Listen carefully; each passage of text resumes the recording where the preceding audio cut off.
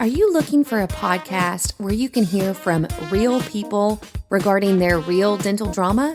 If so, then you've come to the right place. Join hosts Bethany Petty and Dr. Rena Kuba as we dive into the solutions we've created and the mistakes we've made while managing dental drama. Let's get started. All right, so we are back today to talk about more issues that have been kind of coming up in this year that we're facing, this new year. And I wanted to kind of pick your brain on a few things related to, I guess the normal term for it would be overhead. I know we all hate that word, but staff costs that have come up, especially with some hirings that we've had lately in your practice.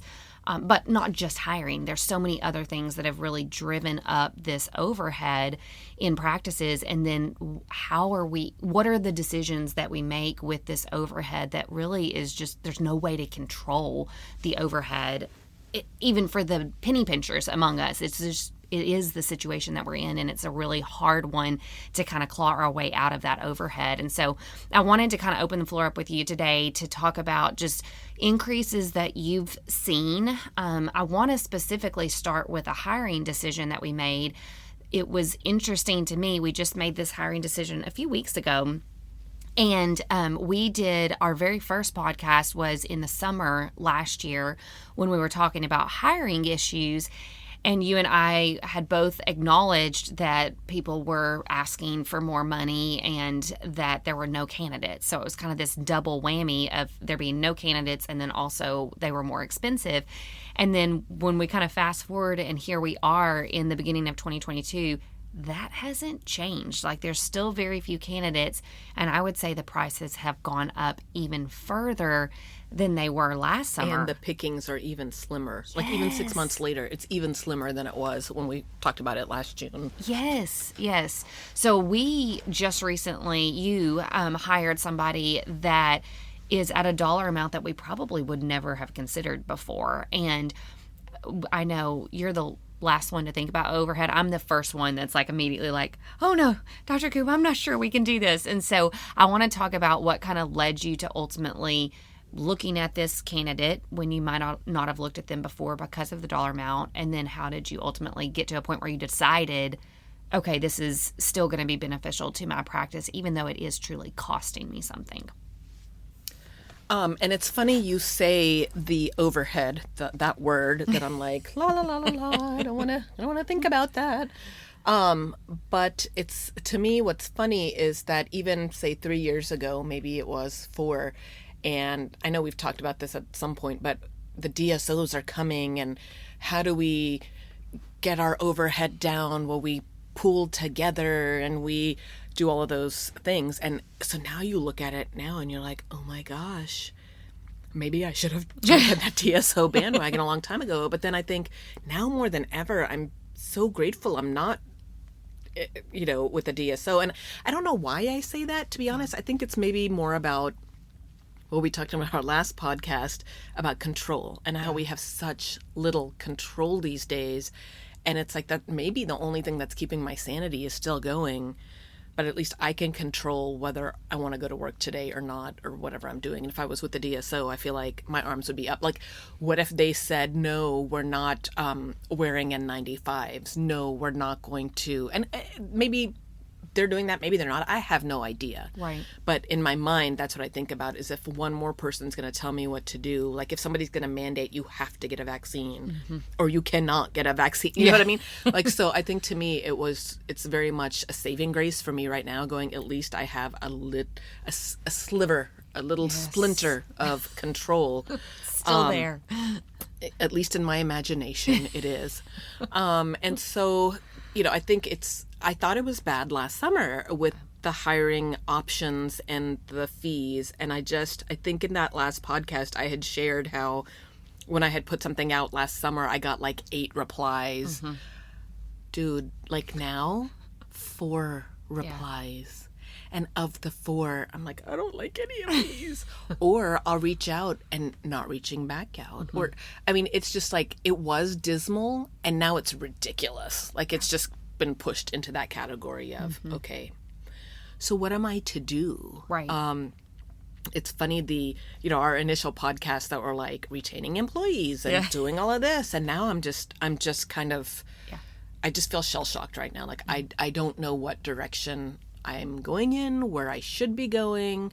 I feel like strategy's kind of out the window right now, because in order to strategize, you have to have options to go, do I weigh this or do I weigh that? Or I'm like, what is there to weigh? Yeah. There's no employee. So, exactly. Or she wants $100 an hour. Yeah. So, and she just graduated. So I'm kind of at I don't even feel like it's a fun game to try to figure out how I'm going to strategize this, because there's just no pieces left. It's maybe I'm being dramatic, but that's how I feel right now. So I think your feeling is definitely what I keep hearing from my clients. It's they'll put a job post up, and yes, they might get a few applicants, but it's usually applicants that they would never have looked at before.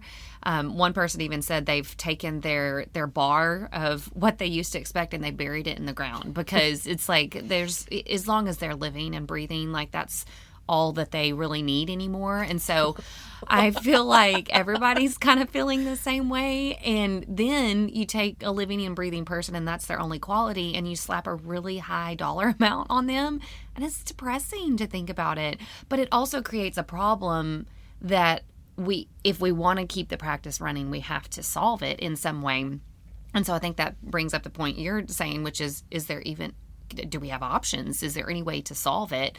And I think with what we did with your recent hiring is we bit the bullet and paid more than we would have ever paid for probably the one. You looked at 2 pretty much out of the 4, right? 2 candidates. Something like that. Yeah. I mean, you had interacted with, I think, all 4 of them, even though they didn't look good, but 2 of them actually came into the office. I don't even think I interacted with all 4. I think 2 of them didn't even reply to my initial reach out. So I'm like, why did you even apply? There we go. Yep. If you're really not interested. Yeah. Like, so I couldn't say I screwed it up because we didn't even have one exchange. You just completely ignored me. So then the 2 that we had that did come in, one of them I didn't even meet. The other one I didn't meet initially. You guys all met her, and there were some things that some of y'all loved and the others of y'all were like kind of lukewarm about her. And honestly, I was surprised she took the job. And she's been temping too. So I was like, well, clearly I can't meet that. And I'm taking a gamble, a very expensive gamble on somebody that, yes, she's got years of experience that may or may not justify her asking price. But, are you going to be able to do what we need you to do in our office? And so, just takes your breath away to think that, yes, I'm going to agree to do this. So why did I agree, and why was I not as flustered as you were? 1, because I don't look at the numbers. I'm sticking my head in the sand. But 2, right now, we've got a hygienist that is doing a lot of the admin. And I'm like, well, this person who's coming in with a high dollar is still going to be cheaper than the hygienist in 2 ways. 1, literally with the hourly, but 2, if this hygienist is not stuck doing admin stuff, she can get back on the hygiene floor and produce.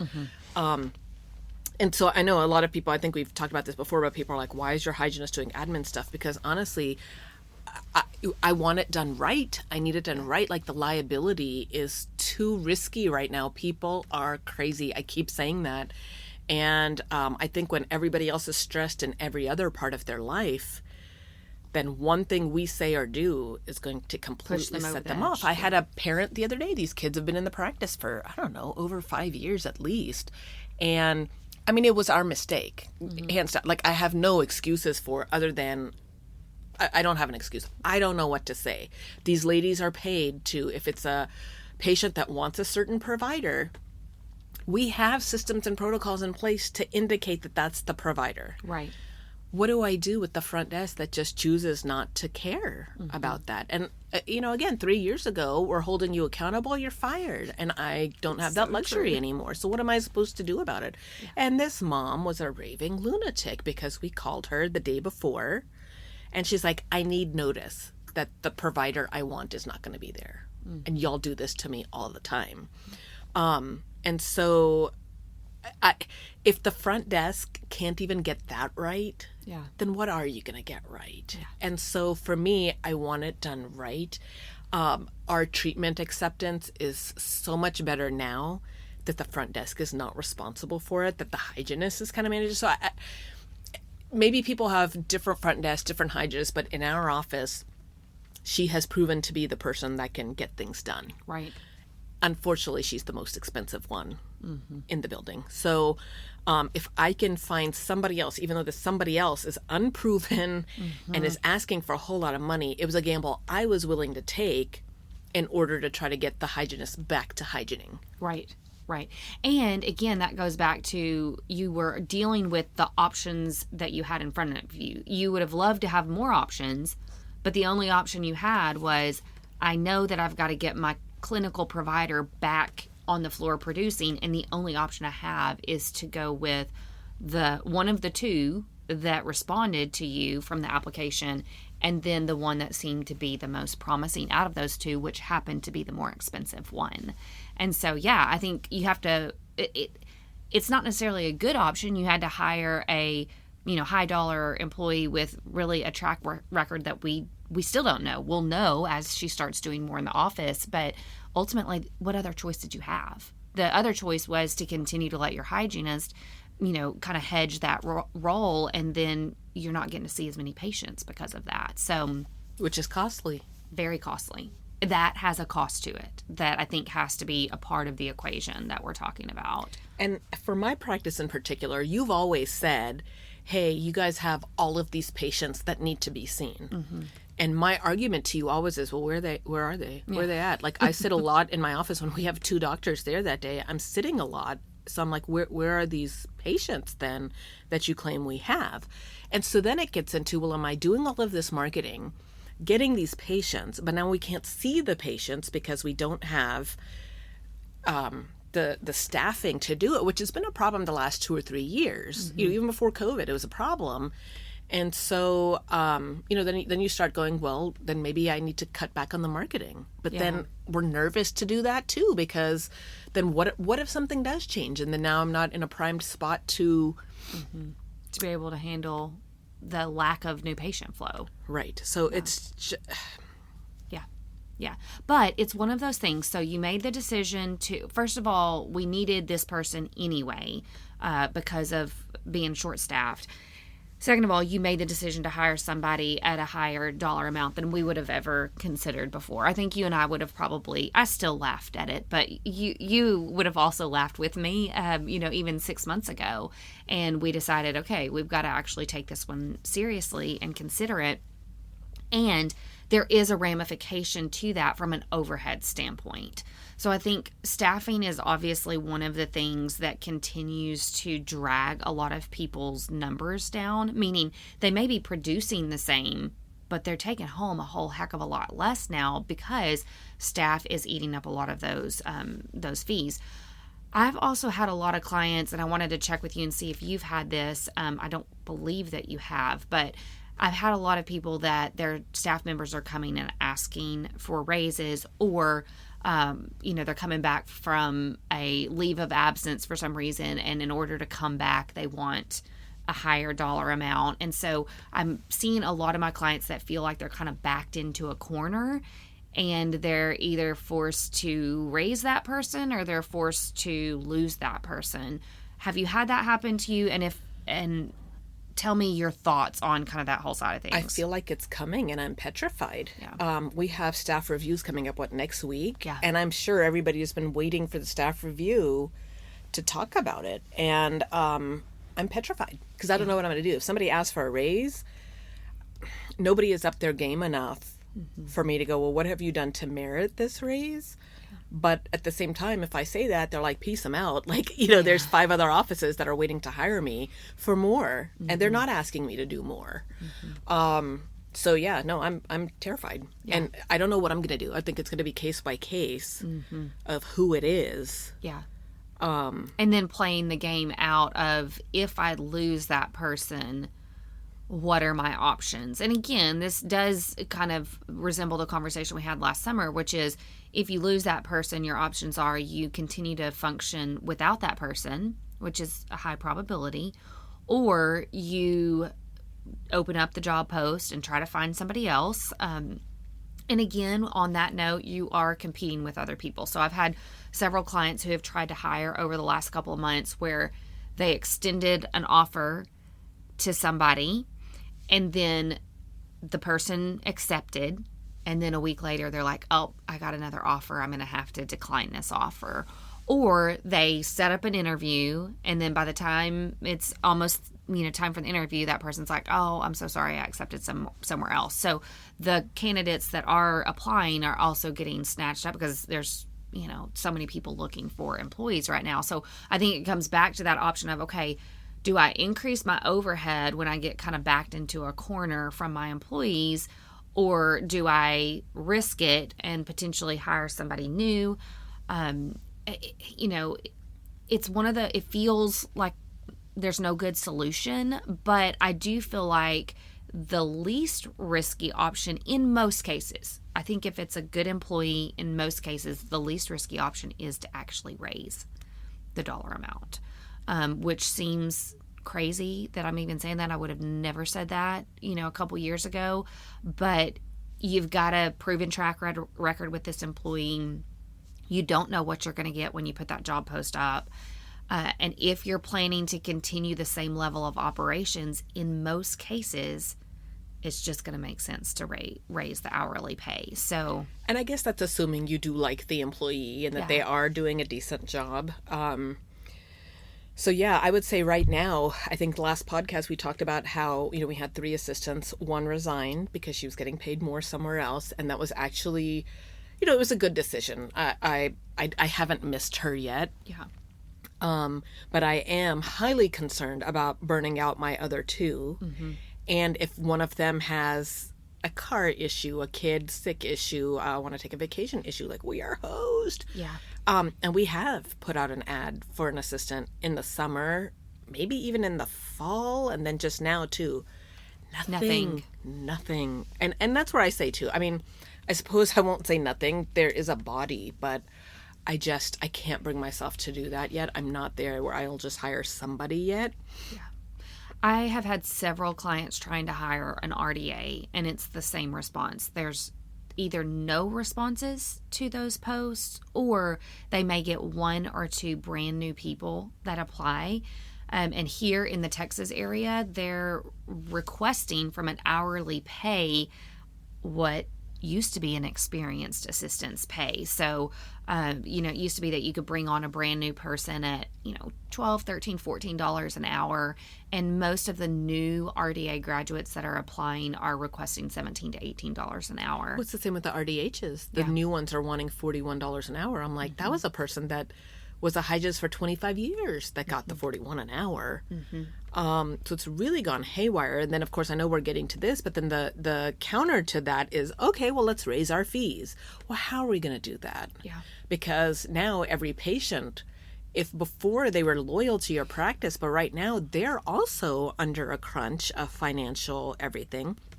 And they may choose to go to an office that's closer to their home to not spend the gas to come to your practice. And so it's just this tumbleweed of problem after problem that previously solutions that worked, that it's kind of, I feel like, again, I know we keep saying it, that I'm just getting trapped in a corner. Yeah. Because insurance companies, like you've mentioned in a previous podcast, they're changing their, reimbursements. They're decreasing them. They're denying them. So where do we make up for the change in overhead? And then when we talk about raising our fees, well, then it's hitting the cash fee patients, not the insurance patients. And so it's like you're already hitting a population that's already kind of vulnerable with not having insurance, and they're up against all their own fees. And so I think at least that's my mindset, where I'm coming to you and I'm waiting for you to go, Bethany, what do I do here? But, if nothing else, I'm glad to hear it's not just me, but I really do say, okay, again, back to what is the strategy? Yeah. And I don't have one Yeah. right now. If another assistant says she's leaving, I mean, I'm never going to be the one to beg and say stay, but I'm going to have to look at what can I do? Yeah. Yeah. And I think that's where we really all have to be prepared for it.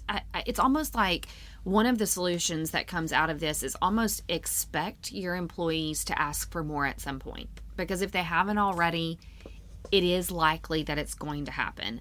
And so I think that's a good takeaway, because a lot of people it like knocks the wind out of them when their employee comes and says, you know what, I've been offered a job that can pay me $3 more per hour. And so if you can't match that, I'm going to take it. And we're like so personally offended by that. And I think we almost have to mentally prepare for that and just know we're in a market that we've never been in before. And it is not something personal. It is, this person has a chance to earn more for their family. And it's a financial decision for them. And even though it may hurt in the moment, it's to be expected. And so I think that's part of what we have to kind of prepare ourselves for, even as you and I prepare for our meetings next week, just knowing that somebody that we sit down with is probably going to ask. They're probably going to state that they want more or they need more, or whatever the case may be. And that we're mentally starting to prepare for that. But I think even taking it beyond mental, we've got to go, okay, now's a good time to really evaluate my overhead expenses. And hopefully all of our listeners are working with a really good, planner or CPA that can help them with that. But you've got to figure out before you're hit with that question of, can you pay me more? You got to know, is it truly possible?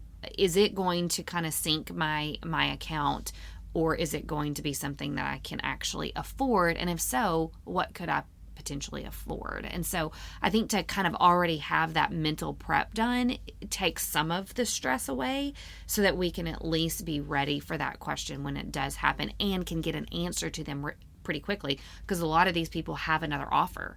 So they're like, hey, I got to know within the next day or two. And then you're like, oh my gosh, I've got all this homework to do. I've got all this prep to do. No, go ahead and do the homework and do the prep, because somebody's going to ask you and you need to be ready for that so that you can get a good answer. This is an outstanding tip, because you're right. Because I'm the person who's going to be just sucker punched and go, what do you mean? After all the team building and all the perks and all the culture and all the this, like, it really does kind of go by the wayside when they're pushed against a wall. Like the one who resigned, like I said in the last podcast, she's the one who I would never imagine leaving. Like, she has begged to stay in our practice.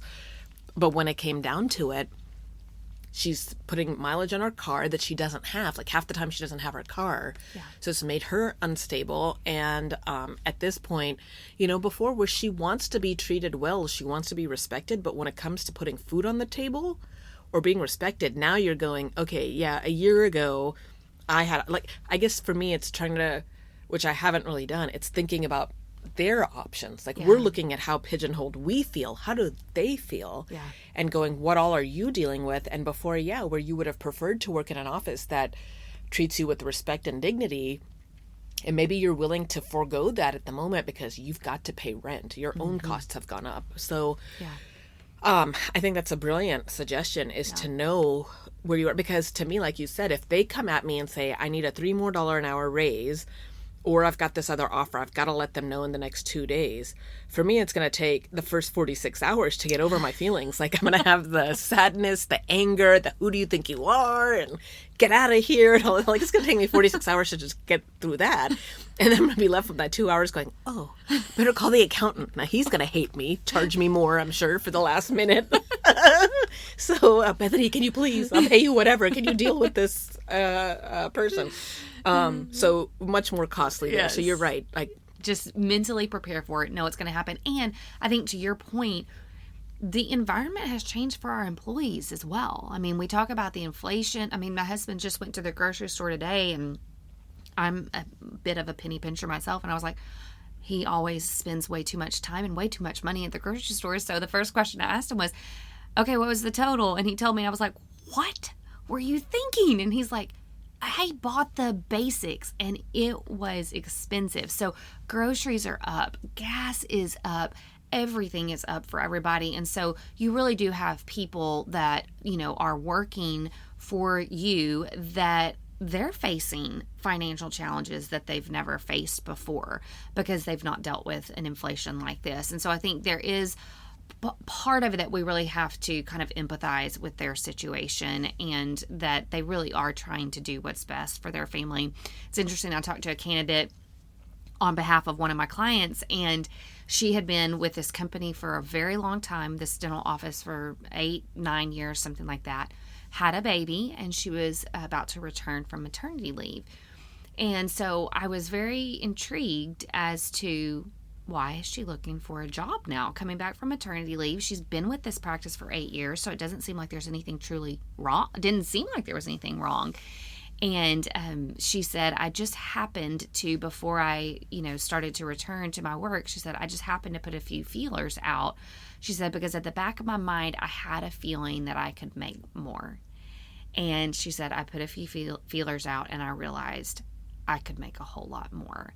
And she said, as much as I love my practice, I've grown in my position there. She said, I'm at a point now, obviously just had another baby. And now that I know that I can make more, why would I not consider it? And I thought, yeah, that's about right. This is a loyal person that would have never thought about it, but just kind of has caught wind of these pay increases and thought, okay, now's my chance to look. So that's super frustrating for me to hear, because what I think about that then is I've never shortchanged my people, but I've never, to me, I feel like I'm fair. But what's happening now is not fair. There's a lot of people that are offering, and I kind of laugh and I'm like, you have no idea what you just bought. You got a lemon, man. Like, she's good at 2 things, and these are the 2. But, you're going to pay what for 2 things? And so that, and then I think for the employee, I'm like, that's a lot of pressure on you. Mm-hmm. And so for me, again, I guess I'm just having to wrap my brain around it now that you're saying it. Yeah, for a lot of people that, I think for a lot of people, they don't like change. Yeah. And they know they have arrived where they are, and that people do care about them. Like I'm assuming the person you're talking about, like if she's been there 8-9 years, she probably is a valued member of that practice. Absolutely. So when you talk about team culture and keeping the culture up and doing all those things, it's probably there. And it's either she's forgotten that there's a good culture and that she will be starting over and will be the low man on the totem pole wherever she starts, regardless of your level of experience. Right. But just you will be the low man. So either you've forgotten that and grass is greener, or you don't care about that anymore. Now it's sink or swim. I got 2 babies and I got to make money here, and I'm going to deal with the terrible culture for a while, at least while which is what happened with mine that had that resigned.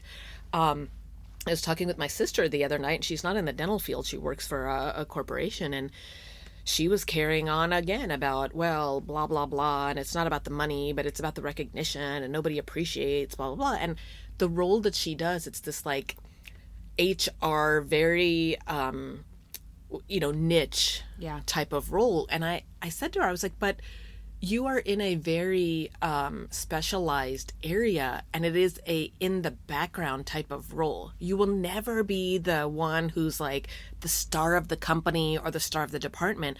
Not anything to do with you, but because that's the role. Yeah. And I said, so here you're upset that these people are not like, I guess they had a call where they were giving each other shout outs and nobody shouted her out. And she was like, I know so-and-so couldn't have gotten half their stuff done without my help, and this person, that. And I was like, I mean, true, but again, that's kind of like, it would be like the person who cuts the material, but the person who actually helped stitch it and fit it and put it on the shelves. Right. Like, clearly the material needed to be cut. It's important, but you were not the star of the show. Right. And so I think for her, she had never really, because she's like, well, if I go somewhere else, I could probably make a whole lot more right now. And I thought, yeah, but again, you're not about the money per se. You're definitely about you don't want to not get paid what you think you're owed. But for her, far more, it's how she's made to feel. Mm-hmm. I said, you've been at this company for 10 years, cultivated these relationships throughout. Everybody knows who you are because everybody has needed your help at some point because you've got one of those core background roles. But if you think you're going to go to another company and be the star, you will never be the star because of the role. And so for me, even talking her through that kind of made me think, okay, well, for which of my employees are now going to be the ones that are going, yes, I do. We have a Valentine's dinner coming up. Well, at this day and age, would they rather I not do a Valentine's, just give them the cash? Like, right. I never, the last 2 years, 3 years, 5 years, I never would have thought of that. Yeah. And I know a lot of offices do. Like, I remember I worked for an office that they were like, we don't do fancy gifts because the ladies don't really appreciate it. They'd rather get the money. Yeah. And so for me, I'm like, but if I'm paying you well enough, and I know my team right now enjoys being the whining and the dining, maybe not everybody, but as a whole, I think that has contributed to the culture and the loyalty. But you're right. We're at a phase right now that may be. You're having to re-question everything and reevaluate everything. Yeah. Again. And to me, that's an appropriate response because it is a different world that we live in. And I feel like now we've been living in that different world so long that we've kind of lost the idea that we're just going to return to normalcy. Now we're like, okay, this is what we're dealing with now, and how do we handle it at this point? So I don't think recognition has gone away. I think that culture and people wanting to work in a certain type of environment is still very much part of it. But I think a lot more people are willing to take the risk of losing a culture that they love if it means, substantial increase financially for them. So then that makes me go and look for this year, if I was going to do this, maybe I'm, instead of doing quarterly events, maybe I'm just doing 2, or maybe I'm doing something cheaper that still feels good, but maybe it's not this wow factor. Right. But then I'm saving those dollars to give out for pay increase. I don't know. I guess I need to think about that. I think that's a great evaluation. And it's also for me going, okay, well, as we head into these reviews, to make sure that I know we were going to stop and ask and say, what are your goals and how do you get there? Mm-hmm. And I think that's brilliant because there's a lot of times that, up until you did it a couple of years ago with my team, I never even thought. Like, to me, what else would the goal be? Yeah. Make some money and pay your bills. Like, I didn't, think it was much more than that, because I hate goals. I hate the thought of goals and like, where are you going to be in 5 years? And what do you want? I'm like, I don't know. So I think to me, that concept of asking people and going, and how you said a lot of my team surprised you with kind of what they want out of life. And I had never even thought about all that. So now going into these reviews next week, I think those are some of my questions. What are your goals? And what do you value right now? Mm-hmm. Because yes. I think I've been assuming that they still value the same things they always have. And but it's just now occurring to me that if it's changed for me, it's probably changed for them too. Yes, I definitely think it has. And I think the job market shows that, that people they're reevaluating. This is a point that has kind of forced everybody to kind of reevaluate life, reevaluate their priorities, reevaluate what fills them up, what dries them out. And so I think it's we're picking a good time to sit down individually with each of your employees, which is another practical tip, honestly, that we could take away, that listeners can take away from this, is now is a really good time to connect individually with your employees. So we're doing this in your office, and we're focusing more specifically on pay. So I have a lot of one-on-ones, and you have a lot of one-on-ones with your team throughout the year for various reasons, just touch base type meetings.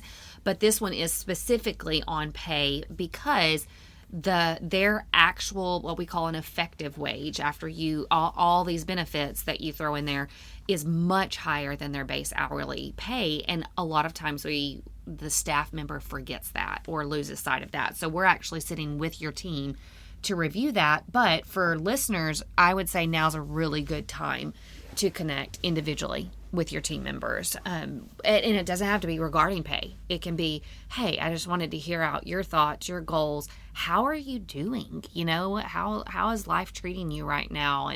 And to really have that point of connection, because I think every practice owner can glean something from that conversation. So I'm gonna put you on the spot here. What I don't like about that then is, especially for a feeler like me, and somebody says, oh, my life's really tough right now, my husband is blah blah blah, and my car blah blah blah, and my kid blah blah blah, and then I'm gonna go, well, crap, that's on me to be understanding and not yell at you tomorrow when you don't have the setup that you should have and whatever. Like, so am I gonna come across as unempathetic? Is that a word? Right. I think so. Or am I supposed to come up with a solution here, or is the solution like I'm supposed to offer you a raise or more time off? Like, how do you do that without pigeonholing yourself? I think I would preface the meeting very clearly to just say, this is just an opportunity for you to kind of share life with me. it's not meant to be solutions or anything like that. It's just more for me to kind of get to know how you're doing and your goals and your dreams and all of that. So I would preface the meeting very clearly that this is not meant to be you share your problems with me and I'm going to counsel you in this meeting. It's meant to be a connection point. So I would set it up pretty clearly that way. So say either we're going to talk about bring your goals for your next year, like personally outside of the office, bring me 2 goals that you want to accomplish in the office and outside. If you've always been wanting to learn how to verify insurance, well, I want to make sure I give you that opportunity. If you've been wanting to, so like, I guess that would be my advice. Conversation to, okay, great. I didn't realize that was one of your goals. What are some of the plans that you've put in place to achieve that goal? Oh, you haven't done any plans yet? Well, let's work on a plan together. Or tell me what you think your plan should be if you want to obtain this new skill set. So the conversation should be turned back to, okay, what are you going to do about that? Or, how, that's a great plan. How can I help you with that plan? Or what support can I give you? I just did this with another client, and he had a newer employee on the team. She was about 90 days in. And so I was sitting with her just to see, how's it going, and she was so eager for that feedback. But also I was really surprised to know that at 90 days in, she was like, I am like really eager to learn this position and this position. And I'm like, I didn't know that because we hired you for this position, but it'd be great because of all the COVID sicknesses that we've had if you were cross-trained in those. So let's make a plan. What's your plan on that? And so just that conversation, she left there being empowered to learn those 2 additional roles. That's going to be super helpful for the practice, but that wouldn't have come out without sitting down and really touching base with her. Does that make sense? So I kind of think more like that for the conversations than just personally hanging out and chit-chatting about life. Right, and that's where I was saying, like, I would definitely not leave it as let's chat and connect, tell me about you and tell me what's going on in your world, because I think that could blow up easily. Yeah. I think going in with a strategy of saying, I think that's a perfect one. What are you hoping to accomplish personally and professionally? Give me 2. And maybe before even the meeting, throw that out there and maybe put it on a piece of paper and say, this just kind of help you, please fill this out and bring your thoughts. Yeah. So we can have a productive meeting, so they know that it was like organized and planned, and then you're not pigeonholing yourself with another layer of burdens or whatever it is. And then I don't know if this is quite in the same vein, but I think about one of our hygienists who we love her. She is a little hygiene machine. She's very focused and productive.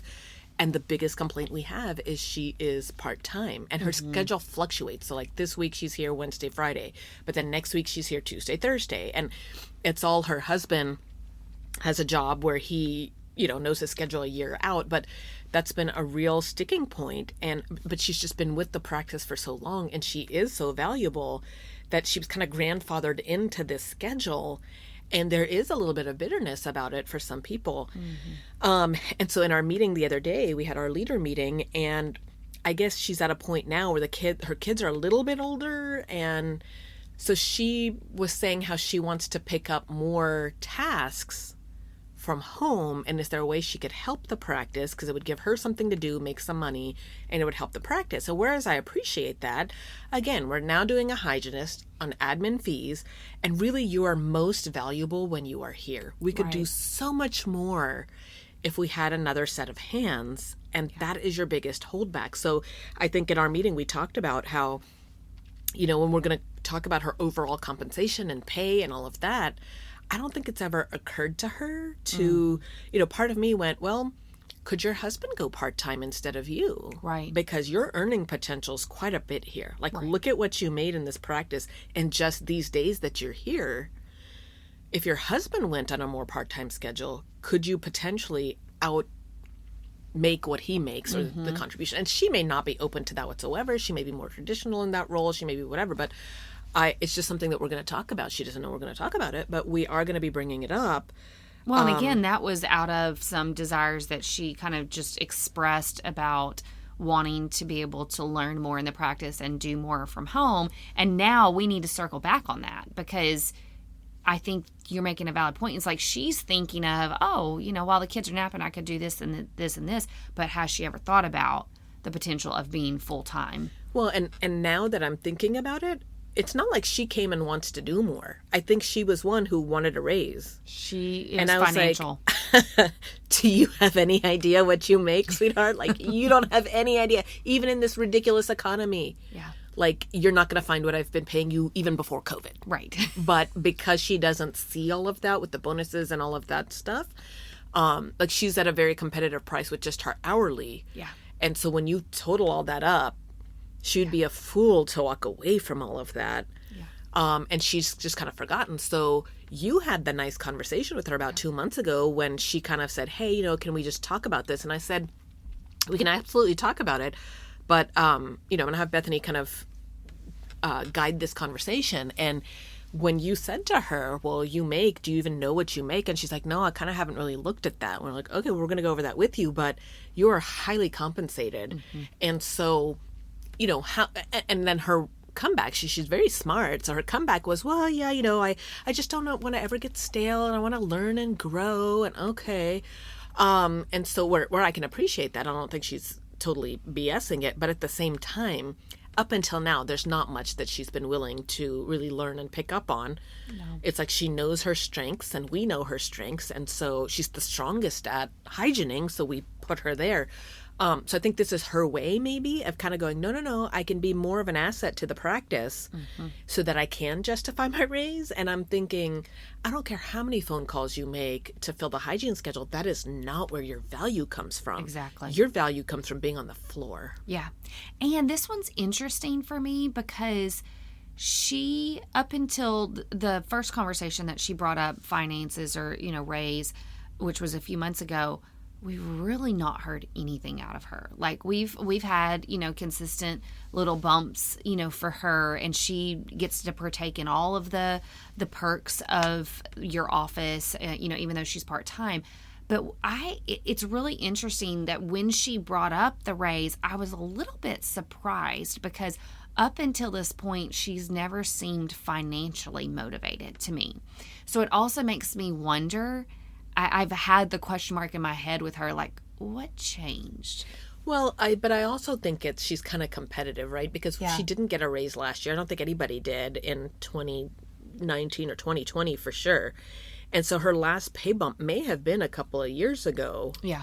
And so for her, I'm sure she's going, well, when do I get a raise? Just thinking that she's due a raise. Right. That's true. And it is hard when you are a competitive person then to go, wait a minute, I can't do more in this office. Like I've hit my ceiling. Maybe I need to go look for something else. So this is one that I still want to very careful because she drives very far to get to our practice.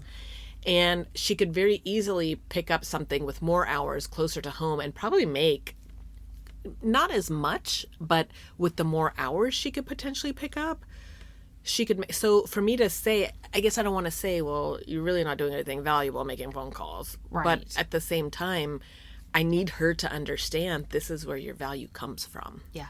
Because honestly, I could have cut a lot of her bonuses a long time ago. Oh, yeah. Because she's only part-time. And so that's another source of a lot of tension in the office, that why does she get all the paid holidays? Why does she get all the this? Why does she get all of that? And I mean, short of me saying because the boss likes her, like I like her. She's no drama. She's nothing, and when she's there, she produces. She's a hard worker. She's one of the few people that when she's not there, we feel it. Right. So, Well, and again, that's another component to this that, again, it comes back to overhead, because now you're looking at this hygienist that wants more hours, not necessarily hours that the practice needs, but hours that she herself wants to be able to earn more. And now we're going, okay, ultimately, if it comes down to that, is it worth the expense of the overhead to essentially retain this hygienist? We're probably going to say, yeah, if that's what it takes to help her to produce earn a little bit more for herself, then yeah, we're probably going to say yes to that. But again, that goes back to, okay, here we're back at overhead. Now we've increased that again in an area where we weren't really necessarily planning on that. And so now here we go, another notch up in the overhead category. So again, I think it's worth it. To your point, she's fantastic. She's such a good hygienist. She's a powerhouse that we wouldn't want to lose her. So we're willing to kind of lose some of that income or money in the pocket to be able to retain her with extra work.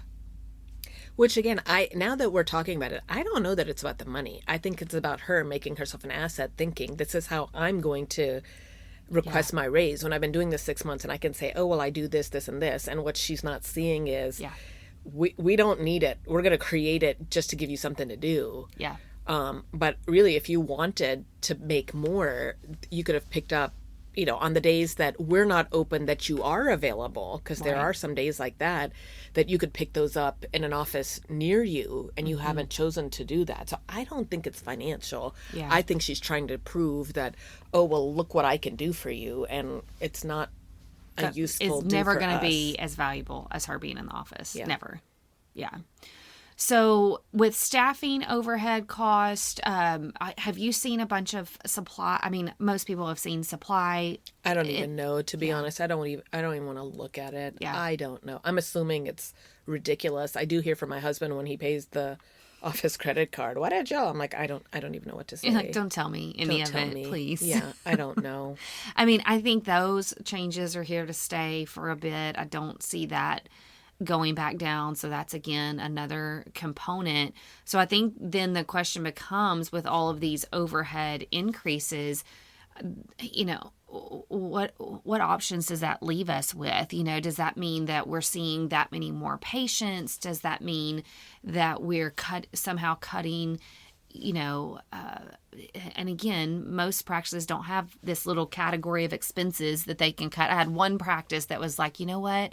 We're going to, stop doing, they had like monthly lunches where the doctor would bring in a nice lunch for the team every month. And they were like, you know what, it seems minor, but that's got to go. Like we can't do that right now, because it was just one little unnecessary aspect of the budget that they felt like they could cut.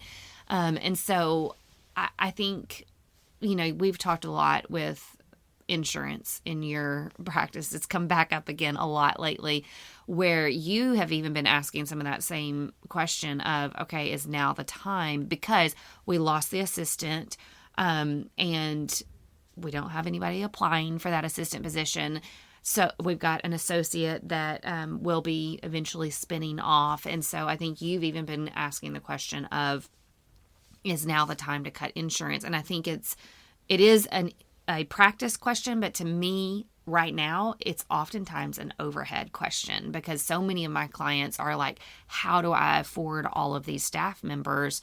Well, it is one of those points where we're actually looking at, do we cut insurance? So tell me your thoughts recently on what you've been thinking with insurance cuts. Well, and it's that whole, is it counterintuitive, or is it whatever? Because if I cut the insurance, I'm going to lose the patients. If I lose the patients, well, then that certainly didn't help the overhead. But then didn't help the overhead, because if I was going to do a cleaning and the hygienist is costing me $50 an hour and the assistant's costing me $22 an hour, and in pedo we need, the volume, and we need to move. And even in hygiene, we don't have 10-minute appointments in pedo. Like the parents have 2,000,001 questions.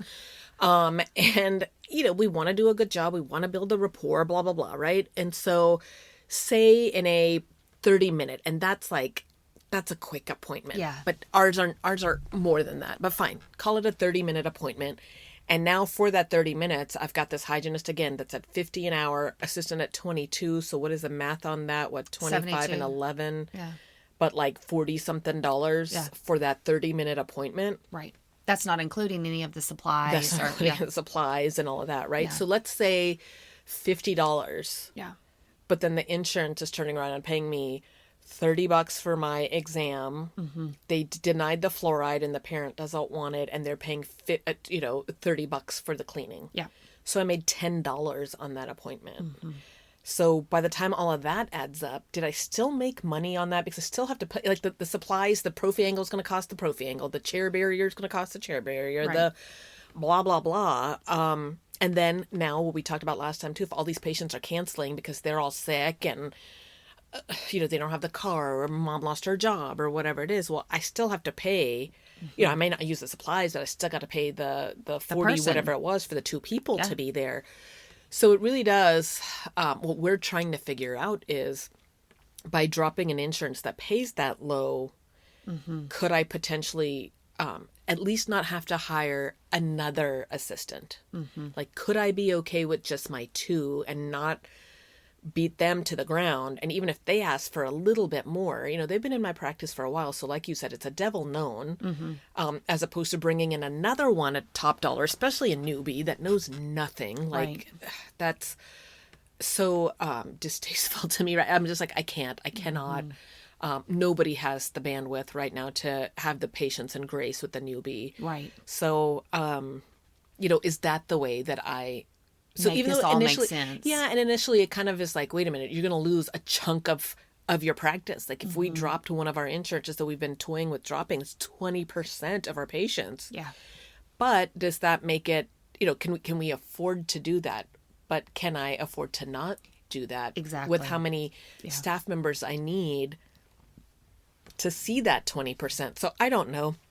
Again, me not being the math person on it, it's more challenging for me to go, does this make sense or not? Right. So mathematically, it's hard for me to make that a true comment on that. But I will just say emotionally, the thought of having to deal with less people and not feel like I am constantly pissed off that now I'm having to pay you $3 more an hour with you still not getting a chart note right, still not doing this right, still not doing that right. Like, the bitterness in me might go away a little bit if I can at least have, I don't know. Yeah. I don't know. And I know it's not right to make an emotional decision, but I don't know what else to do. It's that little sliver of control I have. I think it's emotional for you because that's the way you process through things, but I think it's also logical. And I think if I could encourage, anything coming out of this conversation, it would be, number one, of course, expect the raise request. Number two, to really touch base with each individual employee. And I would say the third component from my standpoint is it's probably time to take a hard look at, number one, your fee schedule, but number two, what you're being reimbursed from insurance companies on that fee schedule. And there's many companies that have made substantial drops, and that's gotten progressively worse over the last couple of years. So I think it's a worthwhile time, because overhead expenses are increasing and incidentally insurance companies are reducing reimbursement, that it's like, mathematically, that doesn't make sense. It's not sustainable long term. And so we've got to, at least I would say, pause and look at, and if we've never evaluated it before, we need to evaluate it in this moment, because I don't think the overhead increases are going away. And so we've got to go, okay, this is for the long haul. So now let me look at all of these contracts and see if there's one or multiple that I need to drop to be able to function with less staff because I can't seem to hire anybody, or to be able to make ends meet even with the same amount of staff. So it's something that you and I are talking about a lot right now, but I think it's something that really every office needs to look at right now. So, all right, I think we somehow came up with a few tips and strategies, so that's good for this conversation. So thanks for hanging and talking with me about it. Thanks for joining the conversation today. We hope that you are comforted in knowing that you are not alone, but we also hope that you're walking away with some really great tips and tricks to try in your practice. We value your feedback, so please take a few moments to rate and review the podcast. Finally, we want to make sure that we're covering the topics that matter to you. So track us down on Facebook, Instagram, and Twitter, and let us know what topics you want us to cover. As always, please know that we are rooting for you today as you manage your dental drama.